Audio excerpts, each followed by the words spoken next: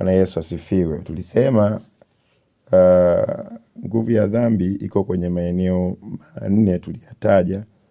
Tulisema kujirudia, kuchutumu, torati, na nyingine tukasema ni multiplier, dhambi kujikuza.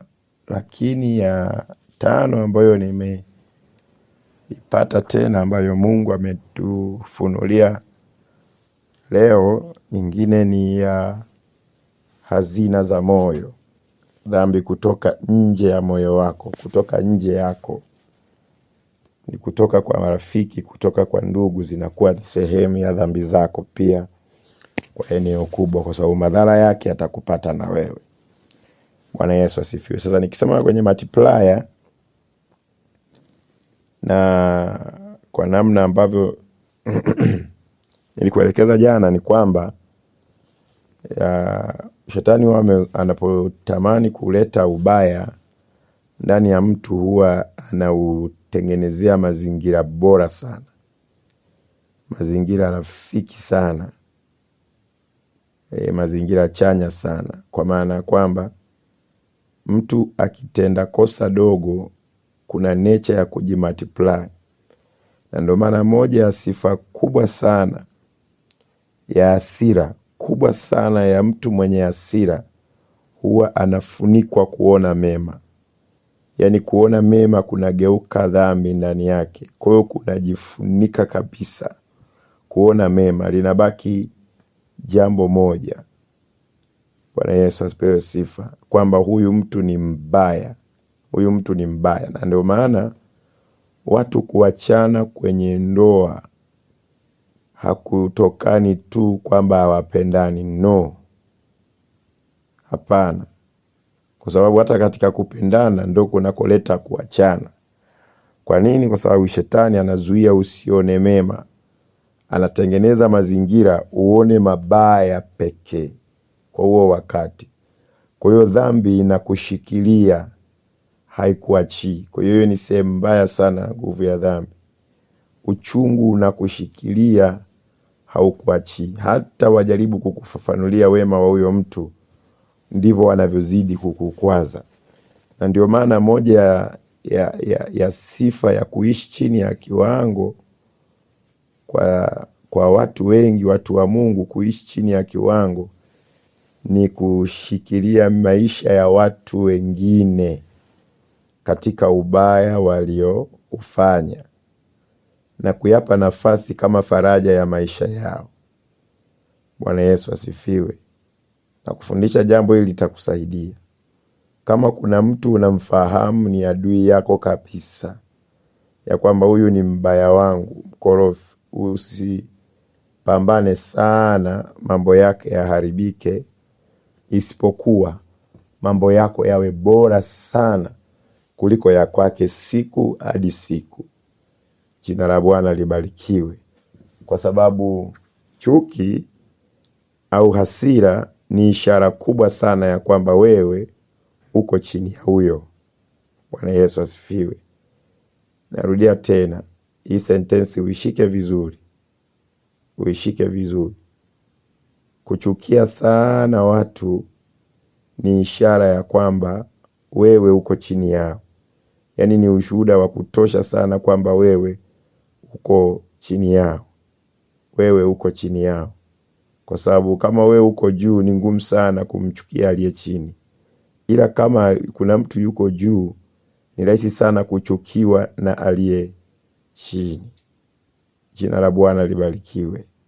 Na ndio maana ukarimu wa aliye juu una heshima zaidi kuliko ukarimu wa aliye chini. Kwanza hauhesabiki kwamba ni ukarimu.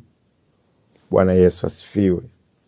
Kwa hiyo ni muhimu sana kujua ya kwamba shetani anaweza kukumultiply kwa sura hiyo. Kwa hiyo akisha kutengenezea mazingira ya kukasirika na kuona ya kwamba uko sawa naye au yakuzidi kitu fulani, kwa hiyo chuki yako anaimultiply, inakuwa kubwa, inakuwa kubwa. Kwa hiyo dhambi yako haiondoki kirahisi. Haiondoki kirahisi, kwa sababu bado na faraja yako ni maisha yake kuharibika. Sasa kuna watu ambao tumetafsiri makosa ya watu vibaya kiasi kwamba hawana makosa mbele yetu, lakini sisi tukayatafsiri ya kwamba ni makosa ambayo hata mbele za Mungu si makosa. Kwa hiyo anaweza kazidi kuchanua tu na wewe ukazidi kuharibika tu. Jina la Bwana libarikiwe. Hii ni jambo muhimu sana la kulifahamu sana, la kulifahamu. Ni jambo muhimu sana la kulifahamu, na Mungu atusaidie. Linampata yoyote, linamfikia yoyote wakati wote, na kunaweza kutokea na mambo magumu mno.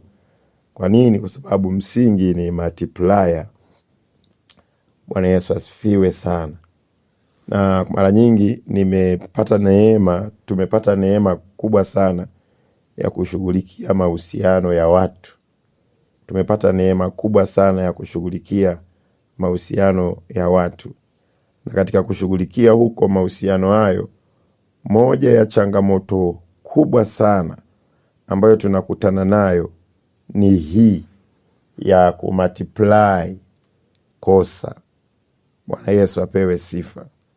Kwa kuna familia fulani nilifika na nikaisolve ile changamoto kwa watu wale kusameheana. Sameheaneni. Lakini mmoja wapo akasema, wewe unafikiri huyu hatarudia? Wewe unafikiri huyu hatarudia tu? Mimi najua huyu hatarudia. Nikamsihi sana, wewe samehe kama tulivyokubaliana. Sasa hilo jambo la kurudia tuliache, tutalishughulikia litakapojirudia, lakini tusihangaike nalo sasa hivi. Tusihangaike nalo sasa hivi kwamba litajirudia. Hapana. Sisi habari ya kujirudia hili jambo tutalijadili siku likilijirudia. Jina la Bwana libarikiwe. Kwa hiyo sisi tunafuta kuanzia hapa, hatuhesabu kosa lolote la nyuma kwamba ni kosa, maadamu tumepata nafasi ya kuwa na amani. Kwa hiyo wakawa na amani kabisa siku ya kwanza, wakawa na amani siku ya pili, wakawa na amani wiki, wakawa na amani baada ya wiki moja, mmoja wao akakosea tena. Alipokosea akanipigia simu, unaona sasa huyu mtu amenikosea hivi na hivi na hivi na hivi, amenikwaza sana. Sasa kosa lolifanya ni dogo mno, ni dogo sana. Nikasema mimi mbona sioni kosa? Wewe uone kosa kwa sababu juzi nikamwambia usijaribu kuhesabu tulioyafuta. Hebu tujadili hilo ni kosa gani? Hebu lifikirie vizuri. Jina la Bwana libarikiwe. Kwa hiyo nikakomaa sana kwamba hapana, sitaki la juzi, nataka leo. Na kosa la leo lilikuwa ni dogo mno kiasi kwamba akibaki nalo alimsaidii kukasirika. Bwana Yesu asifiwe. Halimpi credit ya kutosha kukasirika, kwa sababu tumekubaliana, tumefuta yale. Kwa hiyo hili lisiwe kubwa kwa sababu yalitudili na hili. Kwa hiyo tulipodili na lile kosa la siku hiyo lilikuwa dhaifu mno kiasi kwamba kulikuwa hakuna hata sababu ya kuombana msamaha, kwa sababu ni kosa la kawaida. Jina la Bwana libarikiwe. Bwana Yesu asifiwe. Kwa hiyo multiplier ni mlango mkubwa sana ambao shetani anautumia kuharibu maisha ya wengine na kuwafunika watu na dhambi. Mungu aturehemu katika hayo kwa jina la Yesu. Mungu aturehemu katika hayo kwa damu ya Yesu. Mungu aturehemu katika hayo. Mungu aturehemu katika hayo. Mungu aturehemu katika hayo. Hazina za uchungu zilizotunzwa, Mungu aturehemu katika hizo. Hazina za hasira zilizotunzwa, Mungu aturehemu katika hizo. Hasira za ubaya zilizotunzwa, Mungu aturehemu katika hizo. Mungu aturehemu kwa jina la Yesu. Mungu aturehemu kwa damu ya Yesu. Rehema za Bwana, rehema za Bwana. Rehema za Bwana, rehema za Bwana. Rehema za Bwana, rehema za Bwana. Katika gara ya uchungu naita rehema za Bwana. Katika gara ya hasira naita rehema za Bwana. Katika gara ya maumivu ya moyo naita rehema za Bwana. Zimpate Harriet rehema za Bwana. Zimpate Mariamu rehema za Bwana. Zimpate Bahati rehema za Bwana. Zinipate mimi Mboka rehema za Bwana. Zimpate Dora rehema za Bwana. Zimpate Rusajo rehema za Bwana. Ziguse kilindi cha moyo, ziguse kilindi gara la hasira kwa jina la Yesu. Linapeleka moto wa Roho Mtakatifu kwenye gara la hasira. Naachilia moto wa Roho Mtakatifu kwa jina la Yesu. Naachilia moto wa Roho Mtakatifu kwa Fides. Naachilia moto wa Roho Mtakatifu. Naachilia moto kwa Paula Elizabeti. Naachilia moto kwa damu ya Yesu. Naachilia moto kwa Witness. Naachilia moto. Naachilia moto. Naachilia moto kwa Niku. Hiyo gara ya uchungu kwa Wivina. Hiyo gara ya uchungu kwa Meshak Dalu. Hiyo gara ya uchungu kwa Joina. Hiyo gara ya uchungu kwa Godliver. Katika jina la Yesu. Katika jina la Yesu. Mungu wa rehema. Mungu wa rehema. Mungu wa rehema. Kila jambo liloweka moyo rehani. Kila jambo liloweka moyo rehani. Kila jambo liloweka moyo rehani. Kila jambo liloweka moyo rehani. Kila jambo liloweka moyo rehani. Kwa damu ya Yesu. Kwa damu ya Yesu. Kwa damu ya Yesu. Kwa damu ya Yesu. Tunawaza tuko huru, kumbe zimetunzwa hasira kwenye mioyo yetu. Tunafurahi tuko huru, kumbe umehifadhiwa uchungu kwenye nafsi zetu. Naita damu ya Yesu. Naita damu ya Yesu. Naita damu ya Yesu. Naita damu ya Yesu. Ita damu ya Yesu hapo ulipo. Ita damu ya Yesu. Ita damu ya Yesu. Ita damu ya Yesu. Ita damu ya Yesu. Ita damu ya Yesu. Ita damu ya Yesu. Katika amani ulionayo, we ita damu ya Yesu. Ita damu ya Yesu. Ikashughulikie mabaki ya uchungu. Ikashughulikie mahali ilipotunzwa hasira. Ikashughulikie mahali yalipotunzwa mambo machungu. Ita damu. Ita damu. Ita damu ya Yesu. Ita damu ya Yesu. Ita damu ya Yesu. Ita damu ya Yesu. Ita damu ya Yesu. Kwa damu ya Yesu. Ita damu. Ita damu ya Yesu. Ita damu ya Yesu. Ita damu ya Yesu. Ita damu ya Yesu. Ita Elieti. Ita Esther Katule. Ita damu ya Yesu hapo. Ita damu ya Yesu. Isafishe moyo. Isafishe moyo. Isafishe moyo katika hali ya amani. Isafishe moyo. Isafishe moyo. Isafishe moyo kwa damu ya Yesu. Kwa damu ya Yesu. Kwa damu ya Yesu.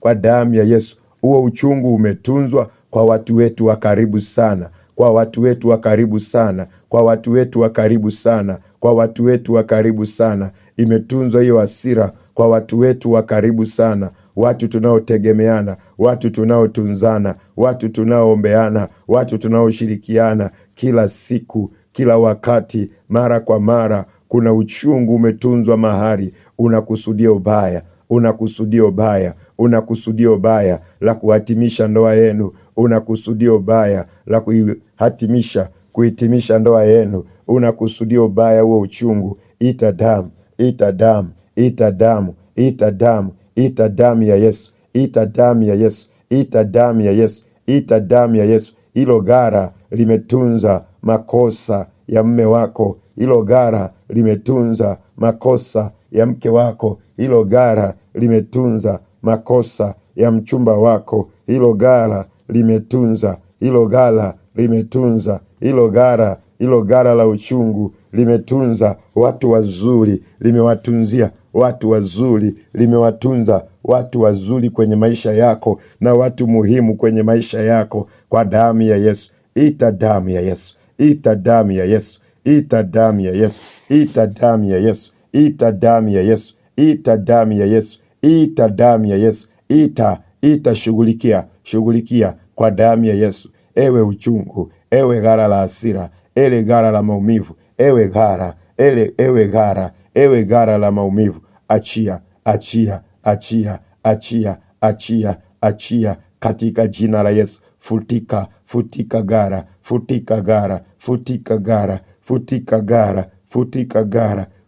gara. Nimekuwa mtu mwingine kwa neema ya Bwana. Nimekuwa mtu mwingine kwa neema ya Bwana. Nimekuwa mtu mwingine kwa neema ya Bwana. Nimekuwa mtu mwingine kwa neema ya Bwana. Nimekuwa mtu mwingine. Nimekuwa mtu mwingine nimekuwa mtu mwingine, nimekuwa mtu mwingine, nimekuwa mtu mwingine, nimekuwa mtu mwingine, kwa jina la Yesu, kwa damu ya Yesu, kwa jina la Yesu, kwa damu ya Yesu, kwa jina la Yesu, kwa damu ya Yesu, kwa jina la Yesu, kwa damu ya Yesu, kwa jina la Yesu, kwa damu ya Yesu, kwa jina la Yesu, kwa damu ya Yesu, kwa damu ya Yesu, kwa damu ya Yesu, kwa damu ya Yesu, kwa damu ya Yesu, kwa damu ya Yesu, kwa damu ya Yesu, kwa damu ya Yesu, kwa damu ya Yesu, kwa damu ya Yesu, kwa damu ya Yesu, kwa jina la Yesu. Roho Mtakatifu, Roho Mtakatifu, Roho Mtakatifu, wewe wajua, wewe wajua, wewe wajua, wewe wajua, wewe wajua ni nani wametunzwa hapo, wewe wajua akina nani wametunzwa hapo, kwa damu ya Yesu, kwa damu ya Yesu, kwa jina la Yesu Kristo, mwana Mungu aliye hai. Asante Roho Mtakatifu, asante Yesu. Tuna kiu ya kukuabudu katika roho na kweli, tuna kiu ya kukusujudia, kiu ya kukupendeza sana, kiu ya kukupendeza sana, kiu ya kukupendeza sana. Ifanye mioyo yetu makazi yako, sio makazi ya uchungu. Ifanye mioyo yetu itunze mema na mazuri, itunze mema, itunze mazuri, itunze mema, itunze mazuri. Iwezeshe mioyo yetu kutunza mazuri, kwa jina la Yesu, kwa damu ya Yesu, kwa damu ya Yesu, kwa damu ya Yesu, kwa damu ya Yesu, kwa damu ya Yesu. Iwezeshe mioyo yetu Yesu, iwezeshe kutunza mambo mazuri pekee, katika jina la Yesu. Iwezeshe Roho Mtakatifu, iwezeshe mioyo yetu, iwezeshe mioyo yetu, iwezeshe mioyo yetu, kwa damu ya Yesu na kwa jina la Yesu Kristo. Sante Roho Mtakatifu.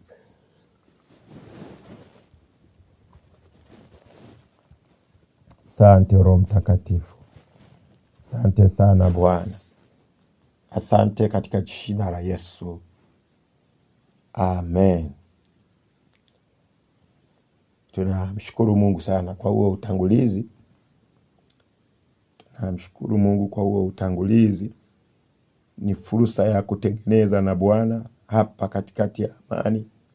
Ombi hili linawafaa sana watu ambao wako kwenye amani saa hii, ni muhimu kwa ajili yao.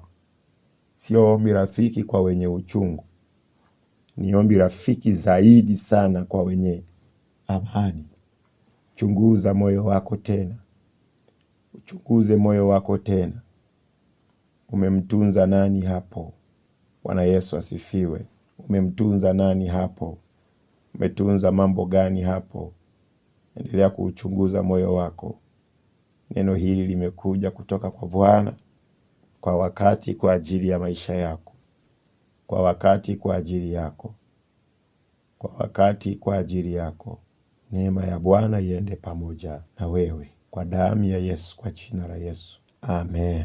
Asante sana. Kwa dakika hizi chache tusogee kwenye kipengele kingine, kwenye kipengele kingine, dhambi zinazotengenezwa kutoka nje, au dhambi zinazotokana na hazina ya moyo. Dhambi zinazotokana na hazina ya moyo. Kitabu kile cha Mathayo sura 6 mstari wa 19 hadi wa 21. Mathayo 6:19 hadi 21. Neno zuri la Mungu linasema hivi: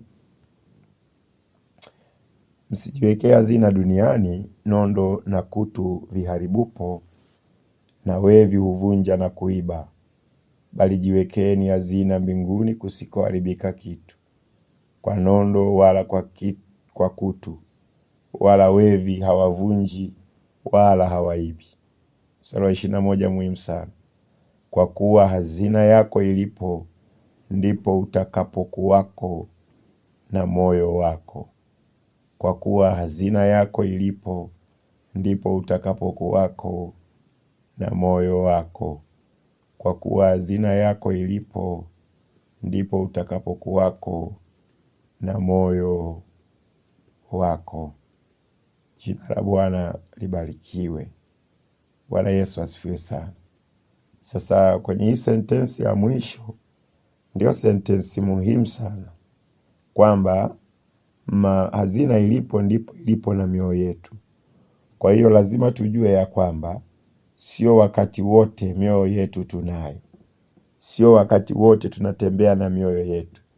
Kuna wakati hatuna mioyo, inakuwa iko kwenye hazina zetu zilipo. Mahali pesa yako ilipo hapana tofauti na wewe kuwapo. Pesa yako ilipo na wewe upo hapo, unakesha hapo, unaishi hapo, hata kama utakuwa sehemu nyingine, kwa sababu moyo wako unapokwenda ni pale kwenye hazina ya kwako. Jina la Bwana libarikiwe. Ndio maana Mungu akawa anasisitiza kwenye kitabu hiki ya kwamba msijiwekee hazina mbinguni. Maana yake msitegemee sana vitu vya duniani, jinsi mlivyovitunza na nini, vinaweza vikawahatarisha sana, kwa sababu kuna vitu vikiharibika na wewe unaharibika. Kuna vitu vikiwa vinaumia na wewe automatiki unaumia. Kuna vitu vikiwa vinateseka na wewe automatiki unateseka sana. Unateseka kiasi kwamba unaweza ukahitaji matibabu. Unateseka kiasi kwamba unaweza ukahitaji kunywa dawa, lakini viko nje ya wewe, haviko ndani ya wewe. Bwana Yesu apewe sifa. Hata nichukulie mfano, mahali umeweka kibubu chako cha hela za kutosha. Ukiona watoto wanacheza cheza mitaa hiyo, huwa na wewe moyo wako unacheza cheza mitaa hiyo, kwa sababu unashinda pale kama mlinzi. Na ukichoka utawafukuza. Hebu tokeni hapo. Unawafukuza kwa sababu wanausumbua moyo wako. Hauna raha. Wanautesa moyo wako sana. Kuna watu ambao kwa sababu ya mahusiano mioyo yao iko hatarini kupotea. Kwa sababu ya mahusiano mioyo yao iko hatarini kufa. Kwa nini? Kwa sababu walipo wapenzi wao na mioyo yao iko hapo. Walipo waume zao, walipo wake zao, walipo watoto wao na mioyo yao iko hapo.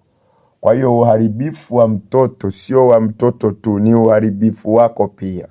Kwa hiyo moyo wako unakuwa rehani kiwango kikubwa sana, kwa sababu ya vile vitu unavyovipenda. Jina la Bwana libarikiwe. Hapa ndo msingi wa hazina yako ilipo, ndipo ulipo na moyo wako. Hapa ndipo msingi ulipo wa hazina yako ilipo, ndipo utakapokuwapo na moyo wako. Hazina yako ilipo, ndipo utakapokuwako na moyo wako. Bwana Yesu apewe sifa. Jina la Bwana libarikiwe. Haleluya, haleluya. Haleluya, haleluya. Nataka ujifunze kwa umakini sana kipengele hiki, kwa sababu wetu wengi tunajua ya kwamba dhambi ni za watu wengine, sio za kwetu. Watu wanajua ubaya ni wa watu wengine, sio wa kwetu. Makosa ni ya watu wengine, sio ya kwetu. Lakini nategemea na aina ya kosa. Kama sio wewe nimwahi kukufundisha, basi nimwahi kumfundisha mtu mwingine sentensi hii. Sio kila tusi litakuumiza, wala sio kila maneno yatakuumiza. Kitakachokuumiza ni sosi ya tusi au sosi ya neno. Jina la Bwana libarikiwe. Kwa hiyo tunaumizwa na sosi, hatuumizwi na tunachokisikia. Kwa mfano, mimi watu wote wakinipongeza na kunisifia haina nguvu sana kama mke wangu akinipongeza na kunisifia. Bwana Yesu apewe sifa. Hiyo ndio kitu ambacho kina nguvu sana. Watu wote wakinitukana hainisumbui, lakini mke wangu akinitukana itanisumbua sana. Bwana Yesu asifiwe. Mtu akajitokeza, mbwa we, nitajiuliza nani kasema. Nikigeuka hivi nagundua sijui ni fulani, chana naye yule mlevi tu. Ndivyo walivyo hao. Mbwa we, naambia mimi mbwa, mbona neno baya sana hili? Ni yule. achana nao, usigombane na watu. Lakini ukalisikia neno hilo hilo ukageuka, ukajua ni mchumba wako, ukageuka ukajua ni mwenza wako, ukageuka ukajua ni mtoto wako, kwenye neno hilo hilo unaweza ukazimia. Kwanza unahitaji kupepelewa kwanza. Network zinazima, network zinakata. Kwa nini? Kwa sababu ni hazina yako ya moyo. Jina la Bwana libarikiwe. Ni hazina yako ya moyo.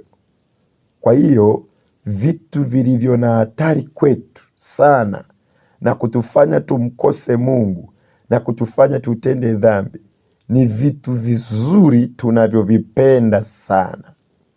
Jina la Bwana libarikiwe.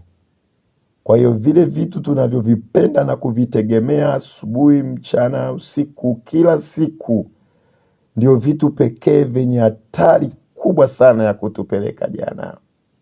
Na ndio maana adui wa ndani ndo adui hatari sana kuliko adui wa nje, kwa sababu hizi za hazina ya moyo. Wazazi wengi wako hatarini sana kwa magonjwa ya moyo kwa sababu ya watoto wao. Ni wanawapenda kwa sababu walipo watoto na wao wapo. Mtoto akiwa shule, yeye yuko shule. Akiwa anavuta bangi, na yeye anavuta bangi. Akiwa anaumwa, na yeye anaumwa. Akiwa asikii vizuri mtoto, na yeye asikii vizuri. Akiwa hivi. Kwa hiyo hatari yake ni kubwa sana. Haleluya, haleluya. Kitabu cha Ayubu, tasoma kitabu cha Ayubu sura ya 1 mstari wa 8 hadi wa 22. Ni mistari mingi kidogo, nitasoma kwa kurukaruka tu. Tasoma kwa kurukaruka. Kisha Bwana akamuuliza Shetani, je, umemwangalia huyu mtumishi wangu Ayubu? Kwa kuwa hapana mmoja aliye kama yeye duniani, mtu mkamilifu na mwelekevu, mwenye kumcha Mungu na kuepukana na uovu. Ndipo Shetani akamjibu Bwana na kusema, je, huyu Ayubu yuamcha Bwana bure? Wewe umzingira kwa ukingo pande zote, pamoja na nyumba yake na vitu vyote alivyo navyo. Kazi za mikono yake umezibarikia, nayo mali yake imeongezeka katika nchi. Lakini nyosha mkono wako sasa uyaguse hayo yote alionayo, nayo atakukufuru mbele za uso wako. Bwana akamwambia Shetani, tazama, yote alionayo yamo katika uwezo wako, lakini usinyoshe mkono wako juu yake yeye mwenyewe. Basi Shetani akatoka mbele za uso wa Bwana. Ilitukia siku moja. Ni Shetani yuko faster. Ile amepewa tu, hata hajajadiliana na Ayubu. Yasema kwenye mstari 12. Mstari wa 13, ilitukia siku moja, wanawe na binti zake walipokuwa wakila na kunywa divai katika nyumba ya ndugu yao mkubwa, mjumbe akamfikiria Ayubu na kumwambia, hao ng'ombe waliokuwa wakilima na punda waliokuwa wakilisha karibu nao, mara Waseba wakawashambulia, wakawachukua, wakaenda nao, naam, wakawaua hao watumishi wako, hao watumishi, kwa makali ya upanga. Mimi peke yangu nimepona, mimi tu kukuletea habari. 16. Inakuja tukio jingine tena. Moto wa Mungu umeanguka kutoka mbinguni ukateketeza kondoo na watumishi. Mimi tu nimebaki kukuletea habari. 17. Chuma kingine tena, kali akinena mwingine, Wakaldayo na vikosi vitatu wakawatandika ngamia kwa makali ya upanga na watumishi. Mimi tu nimechomoka kukuletea habari. Ikaendelea vivyo hivyo. Mstari wa 18. 19. Upepo. 20. Ayubu akainuka, akararua joo lake, kisha akanyoa kichwa chake na kuanguka chini na kusujudia. Akasema, mimi nilitoka tumboni mwa mama yangu ni uchi, nami nitarudi tena huko uchi vile vile. Bwana alitoa, Bwana ametwaa, jina la Bwana libarikiwe. Mstari wa 22. Katika mambo hayo yote Ayubu hakufanya dhambi wala hakumwazia Mungu kwa upumbavu.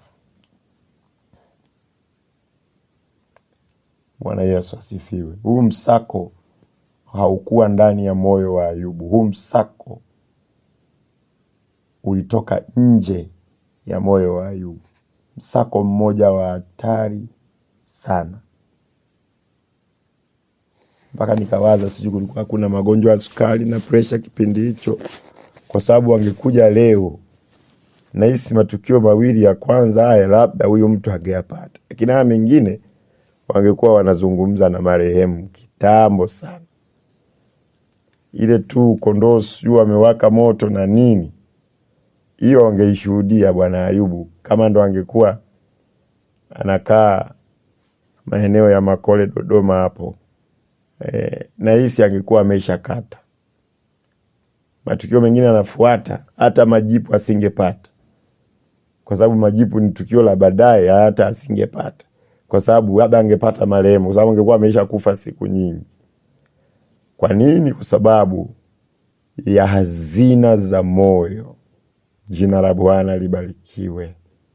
Kwa hiyo usalama wa mioyo yetu si kwa sababu tuko hivi tulivyo.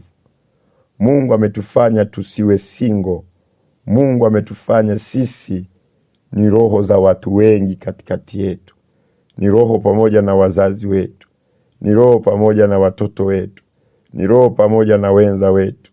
Kwa hiyo mtu mmoja ukimwona anatembea, ujue inayotembea hapo ni package ya watu wa kutosha, sio mtu mmoja. Jina la Bwana libarikiwe. Ni package ya watu wa kutosha, sio mtu mmoja. Ni package ya kutosha. Haleluya, haleluya. Haleluya, haleluya. Kwa hiyo usifikiri kwamba ni mtu tu mmoja tu kapita. No, ni watu wengi wamepita kwa mujibu wa hazina za moyo. Usalama wa mume wako ni usalama wako wewe. Usalama wa watoto wako ni usalama wako wewe. Usalama wa mali zako ni usalama wako wewe. Kwa sababu hazina yako ilipo, ndipo utakapokuwapo na moyo wako. Omba rehema kwa ajili yao.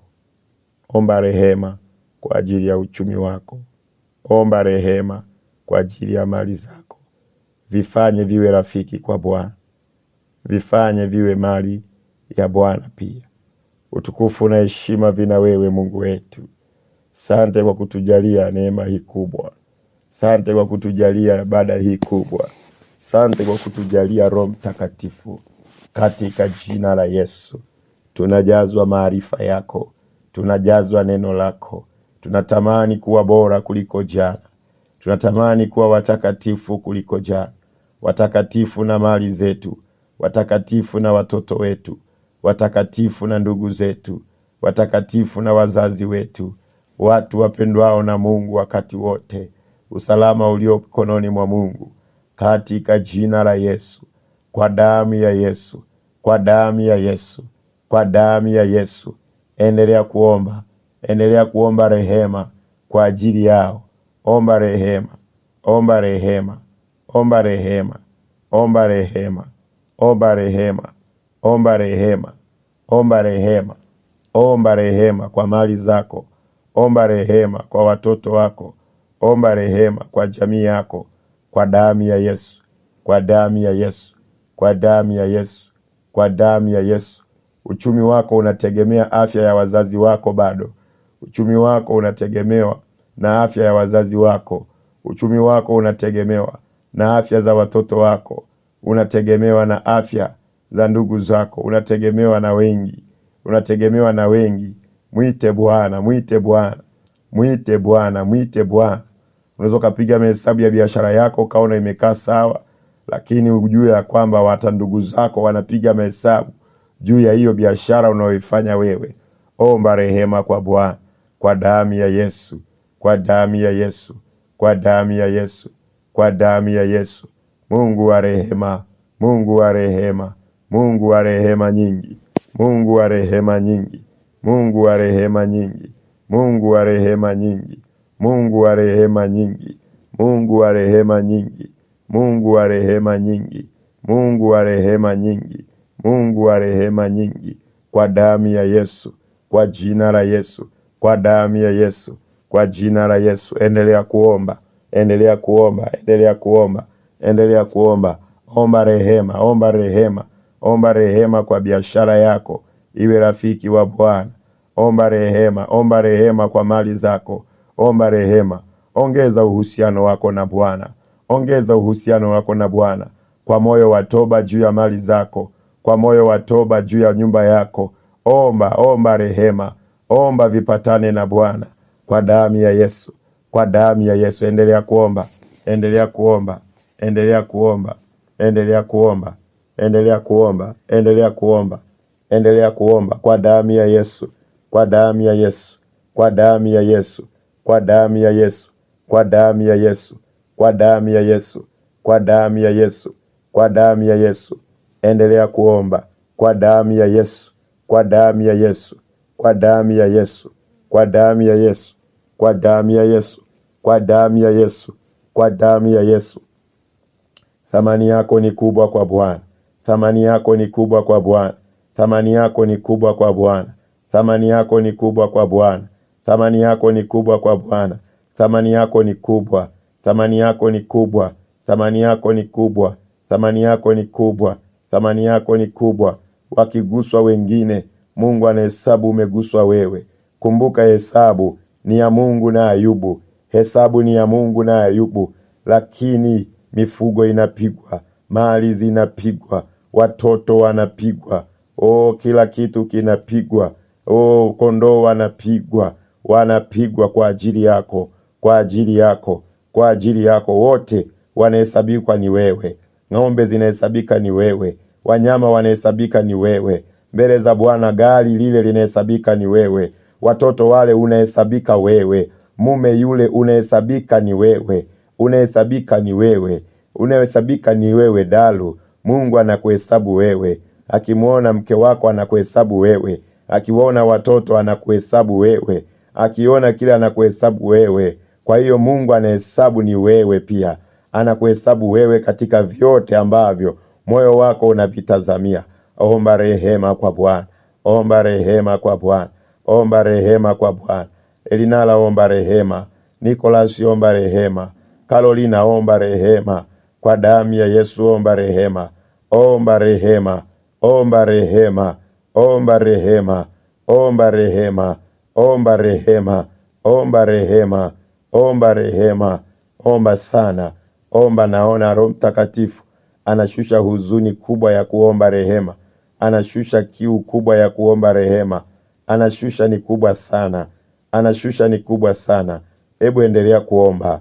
Omba rehema, omba rehema, omba rehema, omba rehema, omba rehema, omba rehema.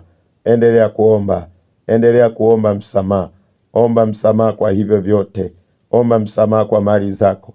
Omba msamaha, omba msamaha, omba msamaha. Vinahesabika ni wewe, ni kwa sababu kwa hivyo unaweza kusitisha hata kumwabudu Bwana. Omba rehema kwa ajili ya kazi, kwa sababu kazi yako ni wewe, na ndio maana huendi kanisani kwa sababu ya kazi unayofanya. Huendi kwenye kanisani kwa sababu mtoto anaumwa. Huendi kanisani kwa sababu unafungua biashara, kwa sababu biashara ni wewe. Biashara ni wewe. Ndivyo Mungu anavyokuhesabu, ndivyo Mungu anavyokuhesabu. Unasema nimechoka kuamka kuomba asubuhi kwa sababu nilikesha jana kazini, nilikuwa na kazi nyingi. Kumbe hiyo kazi pia ni wewe, na ndio maana imekuzuia kuamka kuomba. Ndio maana inakuzuia kufanya maamuzi sahihi maeneo mbalimbali, kwa sababu havina tofauti na wewe, havina tofauti na wewe. Ni ngumu sana kutokwenda kazini kwa sababu ya kazi za mtu mwingine, lakini vile zilizo za kwako wewe zinahesabika ni sehemu ya wewe, ni hazina yako. Omba rehema kwa Bwana.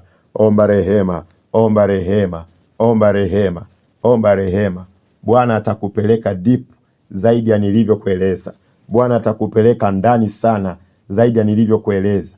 Endelea kuomba, endelea kuomba, endelea kuomba. Roho Mtakatifu anashusha maombi ya toba kwa hali ya upole sana, kwa hali ya utulivu sana, kwa hali ya utulivu sana. Omba kwa akili, omba toba kwa akili, omba kwa akili sasa, omba kwa akili, omba kwa akili, omba kwa akili, omba kwa akili. Yale yanayokuzuia usimpe Mungu nafasi ya kutosha, yanayokuzuia usimpe Mungu nafasi ya kutosha. Omba rehema, omba rehema, omba kwa akili, omba kwa akili, omba kwa akili kwanza, omba kwa akili kwanza, omba kwa akili kwanza. Omba tu kama unasema, omba tu kama unasema. Yataje, vitaje, yataje vizuri, taja vizuri hayo maombi, taja vizuri, taja vizuri, taja vizuri, taja vizuri, taja vizuri hayo mambo, kwa damu ya Yesu, kwa damu ya Yesu, kwa damu ya Yesu, kwa damu ya Yesu, kwa damu ya Yesu, kwa damu ya Yesu, kwa damu ya Yesu, kwa damu ya Yesu. Hazina yako ilipo, ndipo upo na moyo wako, ndipo upo na moyo wako, kwa sababu hazina inafanya maamuzi, inafanya maamuzi. Hazina inafanya maamuzi. Ikikusudia usiende kanisani, hutaenda. Hazina inafanya maamuzi. Ikitaka usiamke kuomba, hautaamka. Hazina inafanya maamuzi kwa niaba yako. Omba toba kwa ajili ya hiyo hazina. Omba toba, omba toba, omba toba, omba toba, omba toba, omba toba, omba toba, omba toba, omba toba, kama Ayubu alivyoomba toba, alivyoomba toba katika kitabu kile cha Ayubu sura ya kwanza. Katika kitabu kile cha Ayubu sura ya kwanza, katika kitabu kile cha Ayubu sura ya kwanza mstari wa 4 hadi wa 5, Biblia inasema, nao wanao huenda na kufanya karamu katika nyumba ya kila mmoja siku yake, nao hutuma watu na kuwaita maumbu yao watatu, ili waje kula na kunywa pamoja nao. Basi ilikuwa hapo siku za karamu zao zilipokuwa zimetimia, Biblia inasema hivi, Ayubu hutuma kwao akawatakasa, kisha akaamka asubuhi na mapema na kusongeza sadaka ya kuteketeza kama hesabu yao wote ilivyokuwa, kwani Ayubu alisema, yumkini kwamba hawa wanangu wamefanya dhambi na kumkufuru Mungu mioyoni mwao. Ndivyo alivyofanya Ayubu siku zote, ndivyo alivyofanya Ayubu siku zote, ndivyo alivyofanya Ayubu siku zote. Alitoa sadaka kwa ajili ya watoto wake, alitoa sadaka kwa ajili ya nyumba yake, aliwatakasa, aliwaombea rehema kwa Bwana.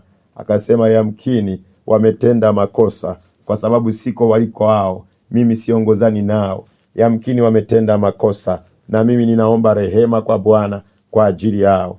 Ayubu alifanya hivyo siku zote, alifanya hivyo siku zote, alifanya hivyo siku zote, alifanya hivyo Ayubu siku zote, alifanya hivyo siku zote. Omba rehema, omba rehema, omba rehema, omba rehema, omba rehema, omba rehema, omba rehema kwa Bwana, omba rehema kwa Bwana, kwa damu ya Yesu, kwa damu ya Yesu, kwa damu ya Yesu. Bwana, rehema zako ziwe juu yetu, rehema zako ziwe juu ya mali zetu, rehema zako ziwe juu ya watoto wetu, rehema zako ziwe juu ya wenza wetu, kwa damu ya Yesu, kwa damu ya Yesu. Sante Yesu kwa rehema zako, sante Yesu kwa rehema zako, katika jina la Yesu, amen.